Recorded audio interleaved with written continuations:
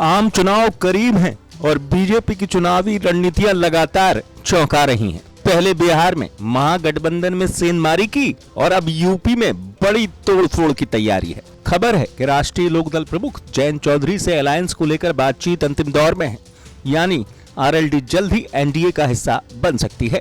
अगर ये संभव होता है तो इसे बीजेपी की बड़ी रणनीतिक जीत माना जाएगा, क्योंकि आरएलडी अब तक इंडिया ब्लॉक का हिस्सा है और कुछ दिन पहले ही सपा अध्यक्ष अखिलेश यादव ने जयंत के साथ सीट शेयरिंग का ऐलान किया था। इन तमाम सियासी उठापटक के बीच सपा के कद्दावर नेता शिवपाल यादव ने भी जयंत और बीजेपी की नजदीकियों को लेकर अपनी बात रखी है। शिवपाल यादव ने कहा, आरएलडी की गठबंधन की फर्जी अफवाह बीजेपी चला रही है, इसमें कोई सच्चाई नहीं है। आरएलडी हमारे साथ है और आगे चुनाव में भी हमारे साथ ही रहेगी। हम लोग मिलकर चुनाव लड़ेंगे और बीजेपी को हराएंगे। देखिए, जयंत को मैं अच्छी तरह से जानते हैं, वो सेकुलर लोग हैं और ये देखिए भारतीय जनता पार्टी के द्वारा मीडिया के माध्यम से भ्रमित किया जा रहा है, तो वो कहीं नहीं जा रहे। वो मजबूती के साथ इंडिया गठबंधन में रहेंगे और भारतीय जनता पार्टी को हराने का काम करेंगे। बता दें कि लोकसभा चुनाव से पहले इंडिया से राष्ट्रीय लोकदल के अलग होने की चर्चा जोरों पर है। कहा जा रहा है कि जयंत चौधरी सपा का साथ छोड़ एनडीए में शामिल हो सकते हैं। जयंत के एनडीए में शामिल होने की चर्चाओं के बीच सपा नेताओं के बयान आने शुरू हो गए हैं।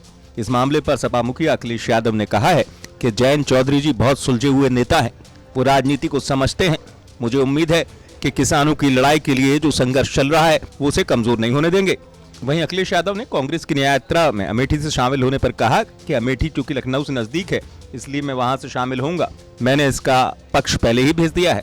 जबकि अयोध्या दर्शन पर अखिलेश ने कहा कि जब भगवान राम का बुलावा आएगा तो हम परिवार समेत प्रभु राम के दर्शन करने जाएंगे। ये बात मैं पहले भी बोल चुका हूँ। मैं अपने परिवार के साथ और दर्शनार्थी बनकर के जब भगवान प्रभु श्री राम जी का कॉल आएगा तब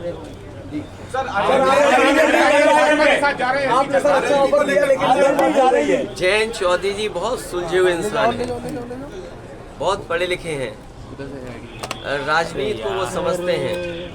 मुझे उम्मीद है कि किसानों की लड़ाई और खुशहाली की तरफ जो संघर्ष चल रहा है, उस लड़ाई को वो कमजोर नहीं होने देंगे। सर, अब न्याय यात्रा में शामिल होने जा रहे हैं, क्या कहेंगे? मैंने पत्र लिख करके जवाब दिया है, धन्यवाद भी दिया है और रायबरेली में, क्योंकि लखनऊ के सबसे करीब रायबरेली है, तो वहाँ पर यात्रा में शामिल रहूंगा। तो मंच भी साझा करेंगे सर? मैंने आपसे कहा कि जो पत्र है उसको ध्यान से पढ़ लीजिए आप। ब्यूरो रिपोर्ट यूपी तक।